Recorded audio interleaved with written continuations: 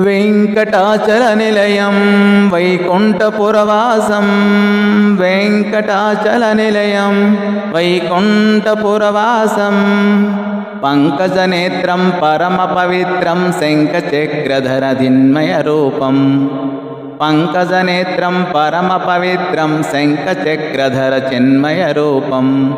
अम्भोजोद्भवविनुतम् अगणितगुणनामम्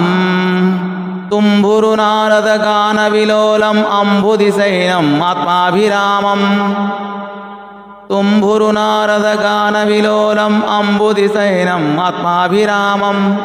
वेङ्कटाचलनिलयं वैकुण्ठपुरवासं पङ्कजनेत्रं परमपवित्रं शङ्खचक्रधरचिन्मयरूपं वेङ्कटाचलनिलयं वैकुण्ठपुरवासम् सकलवेदासारं सर्वजीवनानिकरं सकलवेदासारं सर्वजीवनानिकरं मकरकुण्डलाधाम मदनगोपालं भक्तपोषक श्रीपुरन्दरविठलं भक्तपोषक श्रीपुरन्दरविठलं वेङ्कटाचलनिलयं